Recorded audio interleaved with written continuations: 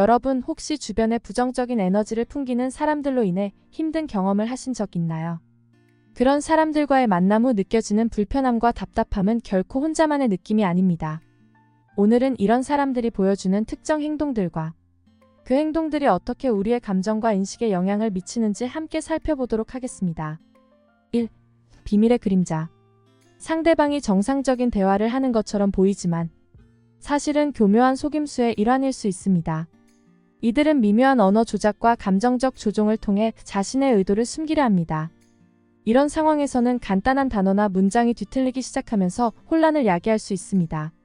예를 들어 여러분이 팀 프로젝트에서 어려움을 겪고 있다고 털어놓았다고 가정해보겠습니다. 그런데 대화 상대방이 이렇게 말합니다. 네가 그렇게 생각하면 프로젝트에서 아무것도 이루지 못할 거야. 사실 네가 더 노력하지 않는 게 문제야.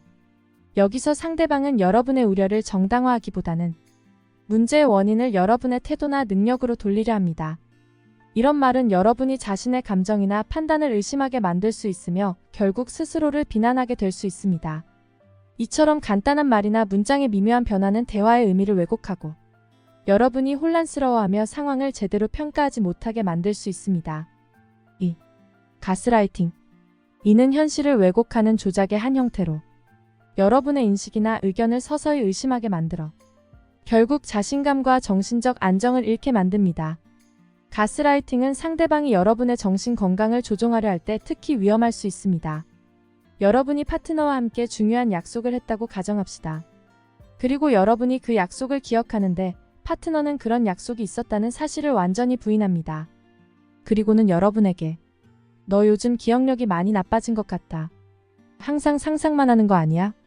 라고 말합니다. 이런 반응은 여러분이 자신의 기억력이나 판단력을 심각하게 의심하게 만들 수 있습니다. 이러한 상황은 여러분이 자신의 정신 건강에 대해 의문을 가지게 하고 결국은 자기 자신의 능력을 믿지 못하게 만듭니다.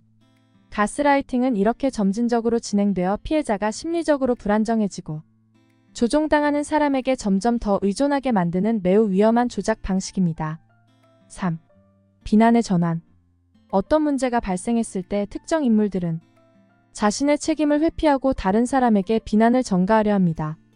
이는 교묘한 이야기나 변명으로 드러날 수 있으며 자신의 잘못을 인정하지 않고 상황을 조작하려는 시도입니다. 비난의 전환은 문제의 원인을 다른 사람에게 돌리는 행위를 말합니다. 예를 들어 회사에서 팀 프로젝트를 진행하는 중 한 프로젝트의 마감 기한이 다가오고 있습니다. 프로젝트의 일부분을 담당한 동료가 마감 기한을 맞추지 못할 것 같다고 우려를 표현하자 그 책임자는 이 프로젝트가 지연된 건 네가 정보를 제대로 주지 않아서야. 너 때문에 우리 모두가 일정을 맞추지 못하고 있는 거야. 라고 말합니다. 이에 해서 책임자는 자신의 관리 부족이나 팀 전체의 일정 조정 실패를 인정하기보다는 한 팀원의 작은 실수를 문제의 원인으로 지목하여 그 사람에게 모든 책임을 전가합니다.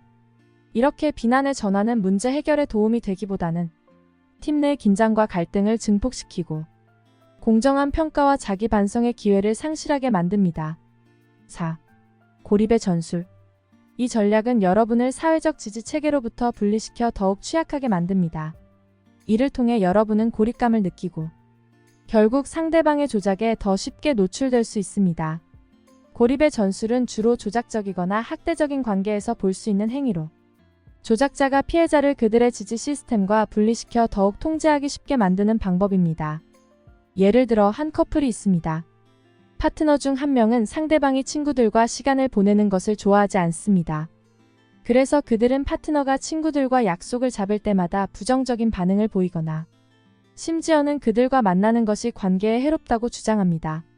시간이 지날수록 파트너는 친구들과의 관계에서 점점 더 멀어지게 되고 결국 자신의 파트너에게만 의존하게 됩니다. 이러한 상황은 파트너를 사회적으로 고립시키고 조작자에게 더 많은 통제력을 부여합니다. 고립된 파트너는 외부의 영향력이나 다른 관점을 접할 기회가 줄어들어 결국 조작자의 영향을 받아 그들의 행동이나 의도를 정당화하게 됩니다.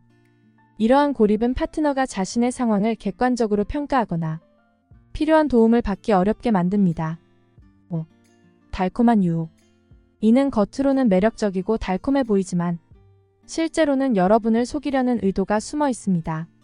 이 유혹은 진정한 애정이 아니라 조작의 도구로 사용될 수 있습니다. 달콤한 유혹은 표면적으로 매력적이고 호의적인 모습으로 다가가면서 사실은 조작과 이용을 목적으로 하는 행위입니다. 예를 들어 직장에서 상사가 한 직원에게 특별한 관심을 보이기 시작합니다. 상사는 직원에게 자주 칭찬을 하고 개인적인 관심사에 대해 물어보며 심지어 중요한 회의나 점심 식사에 개인적으로 초대합니다. 이 모든 것이 겉보기에는 멘토십과 지지의 표현처럼 보입니다. 하지만 사실 이러한 행동은 그 직원을 다른 팀원들로부터 분리시키고 상사가 그 직원에게 더 큰 영향력을 행사할 수 있도록 하는 전략입니다. 시간이 지나면서 이 직원은 상사의 호의가 실제로는 자신을 더욱 통제하려는 시도라는 것을 깨닫게 됩니다. 상사는 직원의 의견과 결정에 과도하게 개입하고 자신의 권력을 이용해 직원을 이용하려 합니다. 이러한 상황은 처음에는 달콤한 유혹처럼 보이지만 결국 조작과 이용으로 이어지는 관계가 됩니다. 이와 같은 달콤한 유혹은 피해자가 초기에는 상황을 긍정적으로 받아들이게 하지만 결국에는 그들을 더욱 취약하게 만들고 심리적으로 의존하게 만드는 결과를 초래합니다. 이 중에서 여러분에게 해당하는 사항이 있으신가요? 그렇다면 이러한 상황들을 인식하고 그 속에서 자신을 보호하는 방법을 아는 것이 중요합니다. 깨어있음과 지식은 여러분이 이러한 조작에서 벗어나 심리적 독립을 유지하는 데 큰 도움이 됩니다. 이 영상이 도움이 되셨다면 좋아요와 구독을 눌러주세요. 감사합니다.